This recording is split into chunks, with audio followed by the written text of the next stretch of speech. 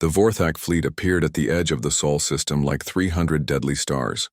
Their crystal ships caught the light from the human sun and threw it back in colors that had no names. Commander Tyke stood on his bridge and felt satisfied. Everything looked exactly as his scouts had reported. The third planet, Earth, was a blue and green ball spinning slowly in the black of space. Around it flew small, ugly ships that looked like metal boxes welded together. These were human spacecraft, and they were already running away as fast as they could go. "Perfect," Tyke said to Vel. "They are already afraid. I can feel their fear from here." It was true. The psychic energy of human terror was flowing toward the Vorthak ships like water flowing downhill. But something felt strange about it. The fear was there, but it did not feel weak or helpless. It felt sharp and bright, like metal being heated in a fire. "Commander," said the communications officer, "we are receiving a message from the human planet." "Put it on the main screen." A human face appeared in front of them. It was a woman with short black hair and dark eyes. She wore a uniform covered with strange symbols. The nameplate on her chest said, "Admiral Jiwan." "I am Admiral Jiwan of the Earth Defense Coalition," the human said. Her voice was calm and steady. "We have been watching your arrival. We received your communication demanding our surrender." Tyke smiled, showing crystal teeth. "Good. Then you understand that resistance is impossible. Surrender now, and your deaths will be quick." The human admiral looked directly into the camera. "We hear you. We understand your message completely." She paused for a moment, then said something that made Tyke's crystal body go cold. "We're not impressed. Come and take it." The screen went dark. Vel stared at where the human face had been. "Commander, did she just refuse to surrender?" "It seems so." Tyke felt the first small touch of something he had never experienced before. Not fear exactly, but confusion. "No matter. We will show them what happens to species that do not understand their place." Tyke decided to start with a small demonstration. He would send 3 ships to destroy the human vessels near the red planet they called Mars. The humans there had mining ships and patrol boats, nothing that could threaten a real warship. The destruction would be so complete and so terrifying that the rest of the humans would surrender immediately. The 3 Vorthak destroyers moved toward Mars like sharks swimming through dark water. Their weapons charged up, ready to turn the human ships into floating debris. Dr. Minho Kim watched the alien ships approach from the command center on Mars station. He was a xenobiologist, which meant he studied alien life forms. He had spent his whole career dreaming about meeting beings from other worlds. He had never imagined it would be like this. "All civilian ships have been evacuated," reported Captain Deho from his mining vessel, the Perseverance. "Only volunteers remain. We are ready to engage." Minho looked at the tactical display. 12 human ships against 3 alien vessels. The alien ships were twice as big and covered with weapons. The human ships were mining equipment and patrol boats, most of them older than the people flying them. "Captain Deho," Minho said into his microphone, "you don't have to do this. You could still run." The captain's voice came back through the speakers. "Doctor, my daughter lives on Earth, my parents, my brother, my friends. Everyone I love is on that blue planet back there. These aliens want to hurt them." There was a pause. "Besides, I've been mining asteroids for 20 years. You know what that teaches you? Sometimes the rock wins, sometimes you win, but you never know which until you try."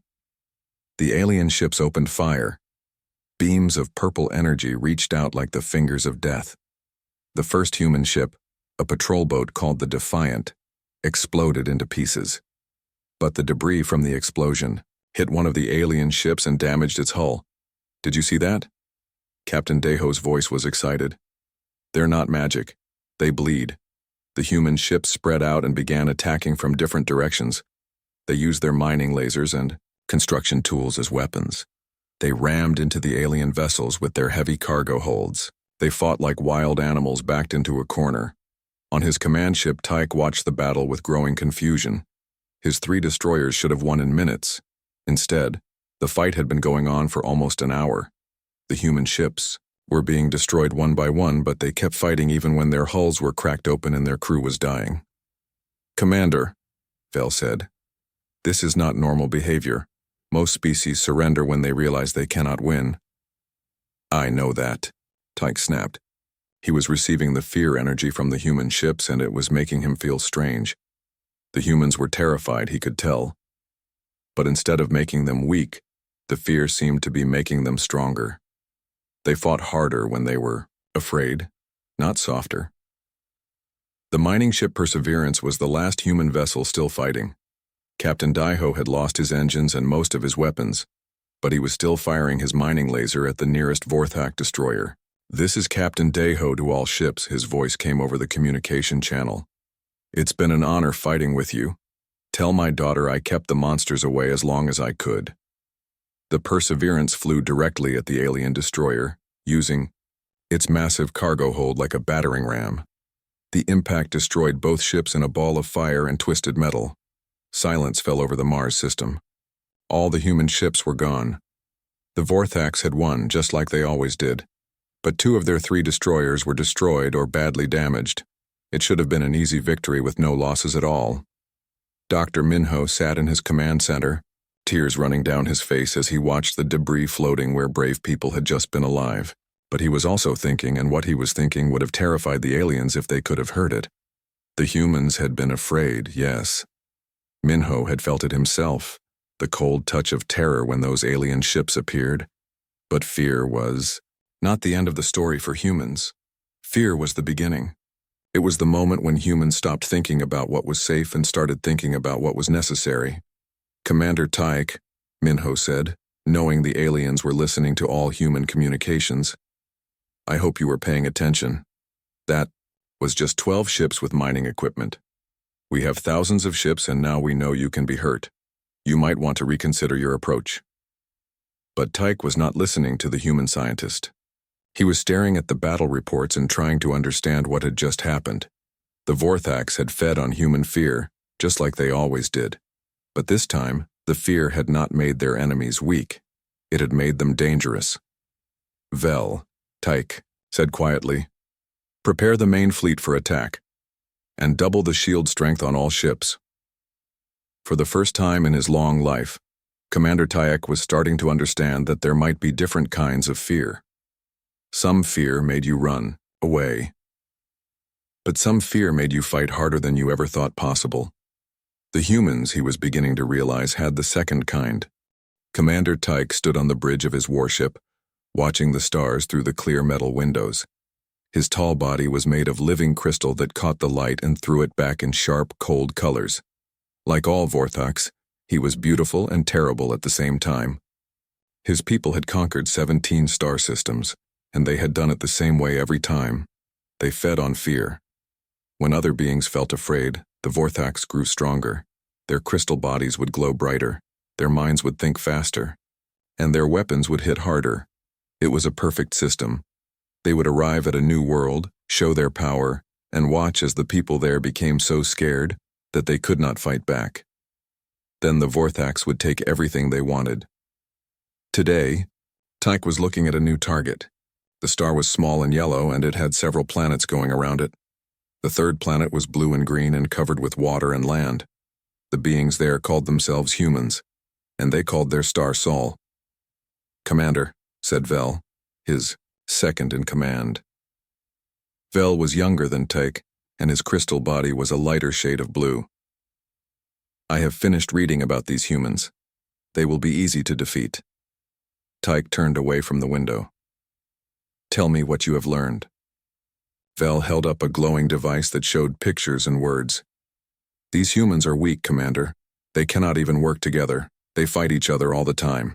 Some of them live in one place and call it a country, while others live somewhere else and call it a different country. They argue about everything." The pictures showed human cities and human faces.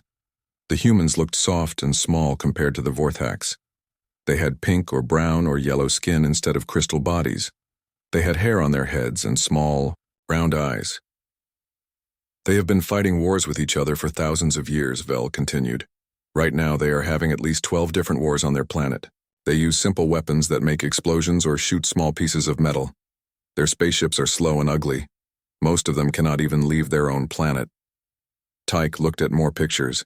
He saw human soldiers carrying guns, human ships that looked like metal boxes with fire coming out of the back, and human cities that seemed crowded and dirty. "How many of them are there?" Tyke asked. "About 8 billion on their main planet, Commander. But they are spread out across many different groups. The largest group controls less than 2 billion humans. They will not be able to work together when we attack." Tyke nodded slowly. This sounded like every other conquest. The humans were divided, weak and primitive. They would see the Vorthak fleet and surrender quickly. The fear they produced would make Tyke and his warriors strong enough to take their planet in a few days. But something bothered him about the human communications his ships had been listening to. "Vel, what are these?" Tyke pointed to another section of the report. "Oh, those are just stories, Commander. The humans spend a lot of time making up things that never happened.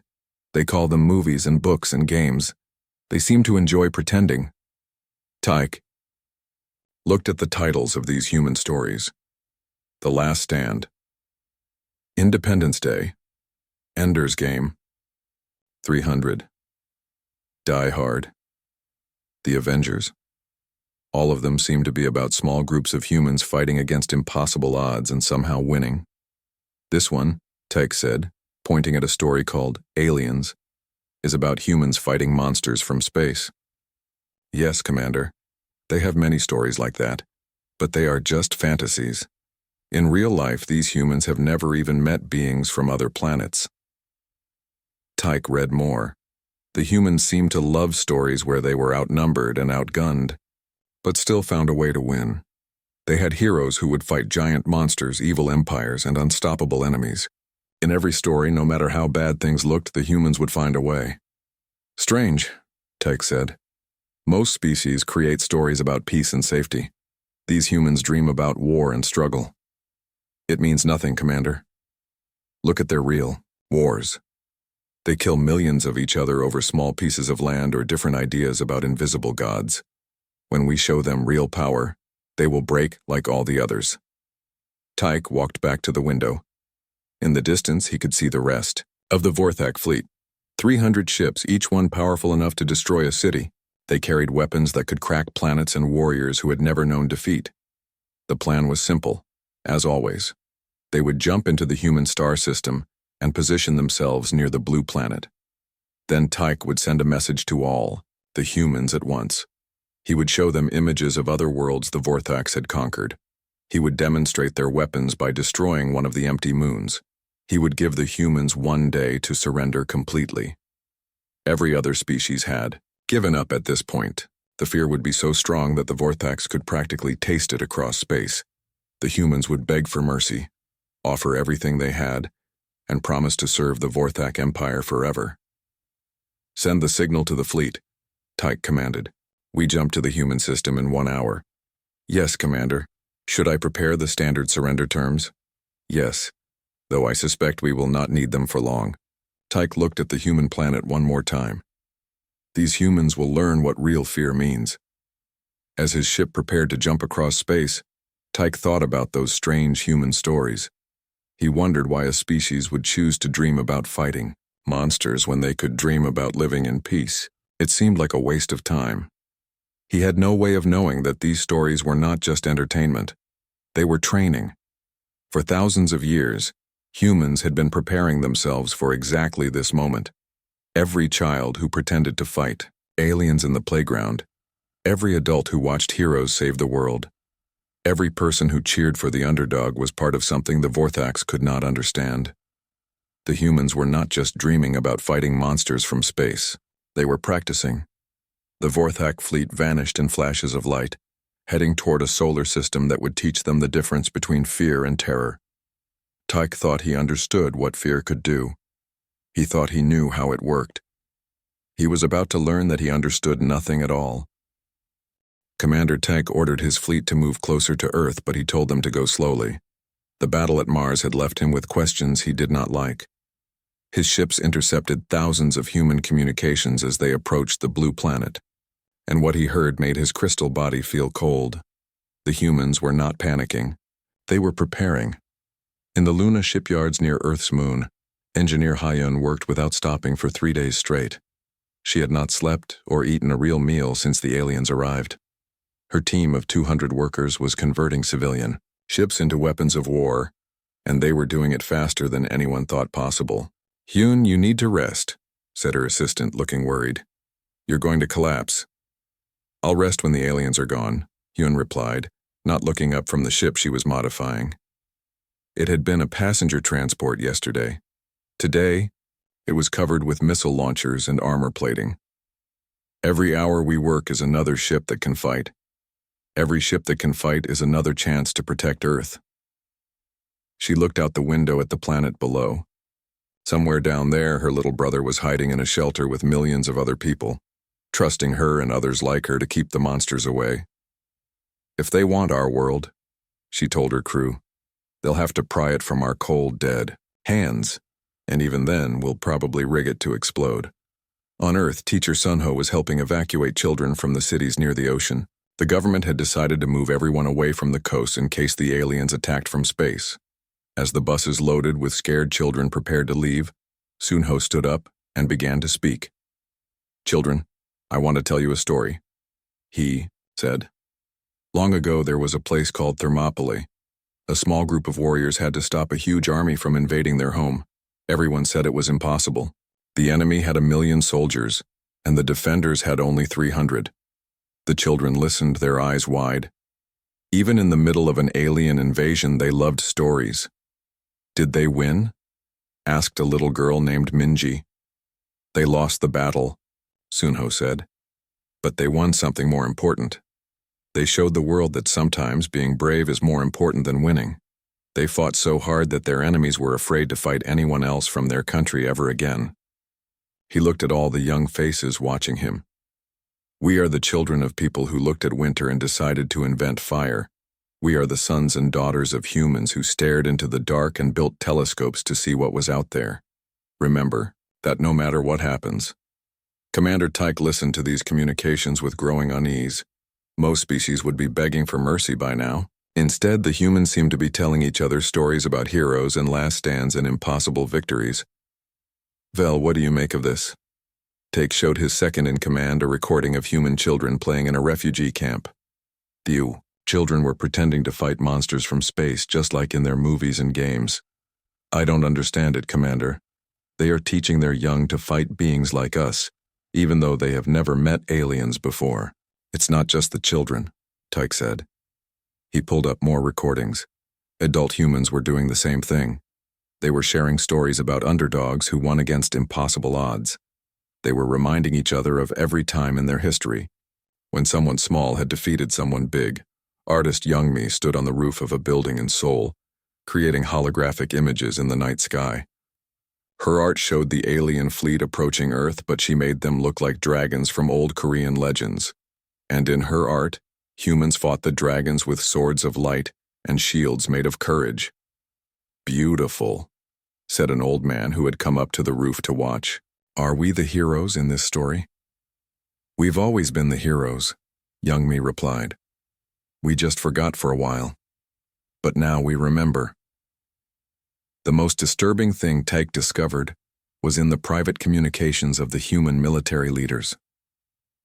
Admiral Ji-won was talking to her officers, and what she said made Tyke's crystal body tremble. "Listen to me carefully," the admiral said. "These aliens think they understand us because they've conquered other species, but they've never fought humans before. They don't know about spite." "Spite?" asked one of her officers. "The willingness to make sure that even if we lose, our enemies will regret ever meeting us. The determination to make victory so expensive that they'll never try to conquer anyone else again." Ji-won's eyes were hard and cold. "We're not just fighting to survive. We're fighting to win. And if we can't win, we're fighting to make sure they never forget what happens when you threaten Earth." Tyke turned off the recording and stared out at the blue planet ahead of him. For the first time in his long life, he felt something he had never experienced before. Not just confusion or unease, but actual fear.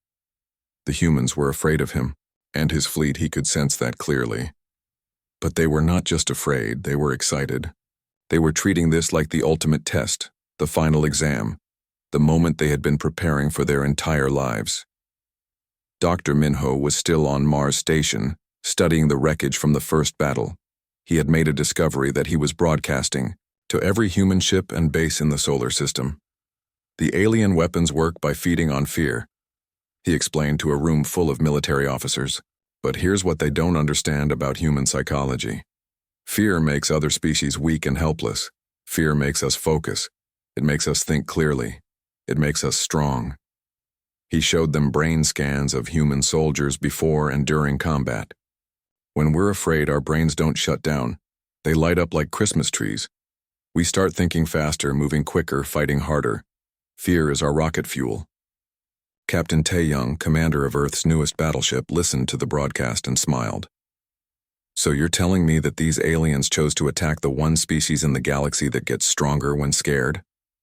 That's exactly what I'm telling you, Dr. Minho replied. As the alien fleet drew closer to Earth, Tyke began to understand something terrible. The humans were not just defending their planet. They were preparing for something he had never seen in 17 previous conquests. They were preparing to counterattack. Their communications were full of plans and strategies and backup plans. For the backup plans, they talked about acceptable losses and Pyrrhic victories and taking them with us. They used phrases like, if we're going down swinging. But the worst part was their confidence. Despite being completely outgunned and outnumbered, despite facing an enemy they had never seen before, despite having primitive technology compared to the Vorthax, the humans seemed to genuinely believe they could win. It was not just hope or wishful thinking. It was the absolute certainty of a species that had spent thousands of years preparing for this exact scenario through their stories, their games, their dreams, and their nightmares. Tyke gave the order to halt the fleet just outside Earth's moon. He needed time to think, to plan, to understand what he was really facing. As he stood on his bridge, looking at the blue planet that should have surrendered days ago, Commander Tyke realized something that chilled him to his crystal core. He had thought fear was a weapon, but he was about to learn that in the right hands fear could be something much more dangerous. Fear could be armor. Fear could be fuel. Fear could be the thing that turned ordinary people into legends. And the humans, he was beginning to understand, were very good at becoming legends. The final battle began at the asteroid belt between Mars and Jupiter, and immediately Commander Tyke knew that everything had gone wrong. The human fleet that met him there should not have existed. 3 days ago, most of these ships had been cargo haulers, passenger transports, and mining vessels.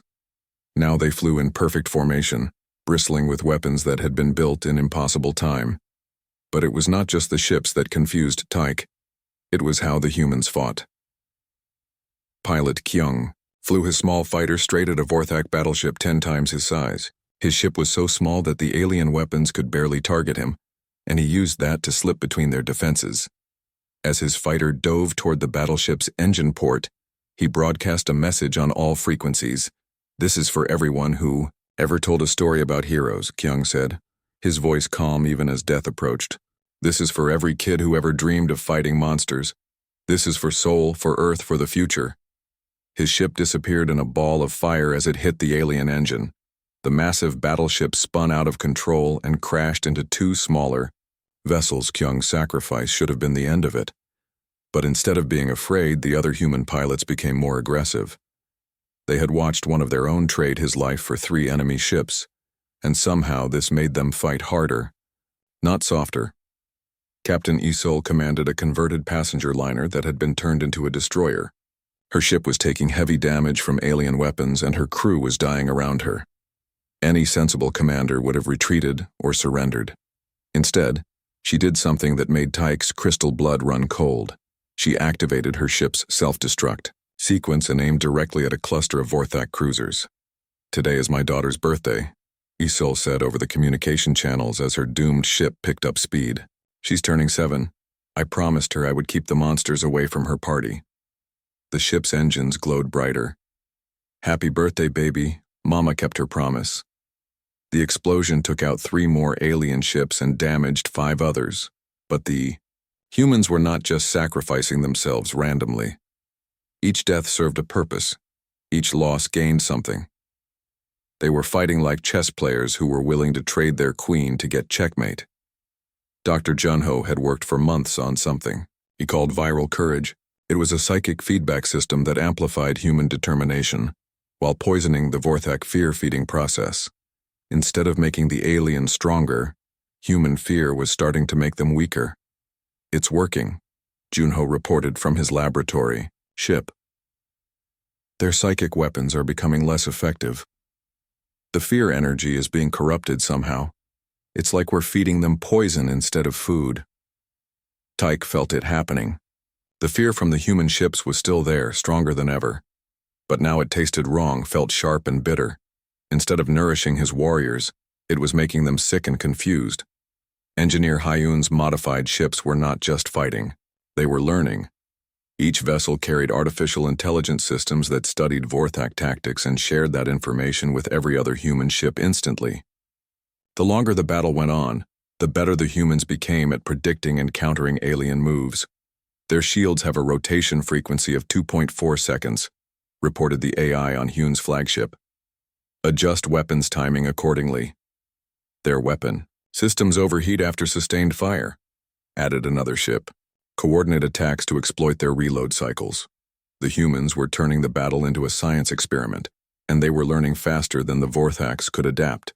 But the moment that truly terrified Commander Tyke came when Admiral Jiwon implemented something called Protocol Lazarus. It was named after an ancient human story about someone who came back from the dead, and it was the most insane military strategy Tyke had ever seen. Human ships that had been destroyed or disabled suddenly came back to life. Dead vessels were boarded by other crews who got their engines running again. Crippled ships with no weapons rammed into alien vessels like missiles. Ships that should have been floating debris kept fighting with whatever systems still worked. Captain Yunjin's destroyer had lost its main engines, most of its weapons, and half its crew. Any reasonable commander would have ordered evacuation. Instead, she used the ship's emergency thrusters to position it for a ramming attack on Tyke's command vessel. "This is Captain Yunjin to Admiral Jiwon," she said, as her ship limped toward the massive alien flagship. "Request permission for final attack run." "Permission granted, Captain," Jiwon replied. "It's been an honor serving with you."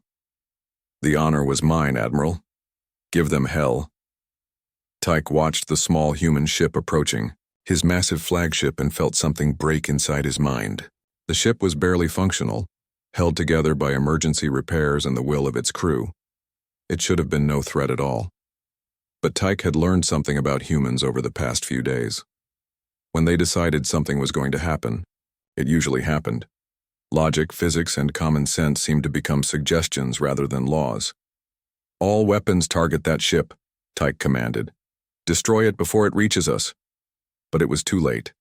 The human destroyer, moving on nothing but momentum and determination, struck the Vorthak flagship just below the command bridge. The explosion tore through both ships like a flower of fire and death. As his ship broke apart around him, Tyke sent his final message to the Vorthak High Command. His words were broadcast across the galaxy, and they would be remembered forever.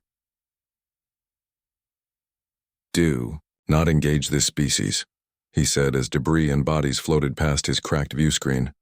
"They are not prey. They are not predators. They are something else entirely. They are nightmare made real. They fight like they're fictional heroes. They turn fear into strength and defeat into victory. They are..." The transmission ended as Captain Yunjin's sacrifice tore the command ship in half. Sub-Commander Vel, commanding one of the few surviving Vorthak vessels, looked at the wreckage floating around him. The mighty Vorthak fleet, conquerors of 17 star systems, had been destroyed by a species that should not have been able to resist them for even one day. The humans had lost more ships than the aliens. By any reasonable measure, this had been a Vorthak victory. But as Vel looked at the few alien ships still capable of fighting, compared to the hundreds of human vessels that were still attacking, he understood the horrible truth. The humans had not been trying to win this battle. They had been trying to win the war, and they had succeeded. Every Vorthak ship destroyed meant knowledge gained. Every human sacrifice meant tactical lessons learned. Every minute of fighting meant the humans were becoming better at killing aliens, while the aliens were learning that their greatest weapon, fear, only made humans more dangerous. As the surviving Vorthak ships retreated toward deep space, they carried with them a message that would spread throughout the galaxy. Humanity was not just another species to be conquered. They were the species that fought like heroes from their own stories. They were the beings who turned terror into courage and used fear as fuel for impossible victories. They were, as Commander Tyke had tried to warn in his final moments, something the galaxy had never seen before. They were humans unbound, and they were absolutely terrifying. 6 months after the Battle of Sol, Sub-Commander Vel sat in a medical facility on the Vorthak homeworld, staring at his hands. His crystal body had lost its shine and turned a dull gray color. The doctors said it was a new condition they had, never seen before. They called it terror sickness. Vel was the highest-ranking survivor of the human war, and the Vorthak High Command wanted him to explain what had happened. But how could he explain something that should have been impossible? "Tell us again about these humans," said High Commander Zeth, his crystal body glowing with authority. "How did a primitive species destroy our greatest fleet?" Vel looked up at the Council of Vorthak leaders. "You do not understand," he said quietly. "They do not fight like any species in our records. They fight like the characters from their stories. They have spent thousands of years preparing their minds for scenarios that should be impossible." "That makes no sense," said another council member. "Stories are not real. Fiction cannot defeat weapons." "Can it not?" Vel asked. "Every human child grows up playing games where they pretend to fight monsters from space. Every human adult knows stories about heroes who win against impossible odds. When we arrived, we did not find an unprepared species. We found a species that had been training for our arrival their entire lives." The council members looked at each other with confusion. "But we have conquered 17 other star systems," High Commander Zeth said. "Our methods have always worked." "Because every other species was normal," Vel replied. "When normal beings feel fear, they become weak and helpless. When humans feel fear, they become focused and determined. We fed them the very emotion that makes them strongest." On Earth, Ambassador Mire stood before the Galactic Council for the first time. She represented humanity in the great meeting hall where thousands of alien species came together to discuss peace and trade. But the other aliens looked at her with a mixture of respect and terror.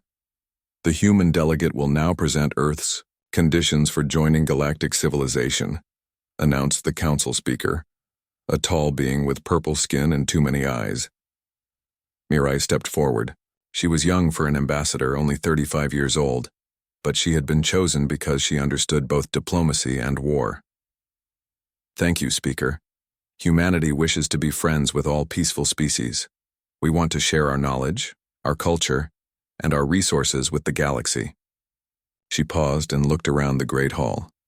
"However, we also want to make something very clear. Earth is not just another planet that you can threaten or conquer. We have proven that we will defend ourselves and our friends. Choose your relationship with humanity wisely." The message was polite, but every being in the hall understood the real meaning. Be our friend or become our enemy. There was no middle ground with humans. After the meeting, Ambassador Mire was approached by a delegate from the Zephyrian Republic, a peaceful species that had never fought a war. "Delegate Mire," the Zephyrian said, "we have been studying your species since the Vorthak War. We are curious about something. How do you prepare your people to fight so effectively?" Mirai smiled. "We tell them stories. Stories about ordinary people who do extraordinary things when they have to. Stories about heroes who are afraid but fight anyway. Stories about last stands and impossible victories. But those are just entertainment," the Zephyrian said, confused. "No," Mirai replied. "Those are training manuals. Every human who ever watched a movie about fighting aliens, every child who ever played a game about saving the world, every person who ever read a book about heroes, they were all preparing. Not consciously, but preparing nonetheless." Captain Taeyong commanded humanity's first interstellar exploration ship, the Indomitable.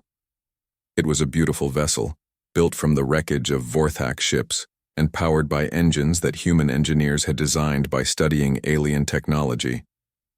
But the ship's real power was not in its weapons or engines, it was in its reputation. Whenever the Indomitable arrived at a new star system, the local species would send messages asking if the humans needed anything, if they wanted to trade, if there was any way to be helpful. No one wanted to be on the bad side of the species that had destroyed the Vorthak Empire. "Captain," said his communications officer, "we are receiving a message from the Andromedan Trade Federation. They want to give us free passage through their territory and are offering to share their star maps." Taeyong laughed. 6 months ago, humans could barely leave our own solar system. Now alien empires are giving us gifts just for being friendly.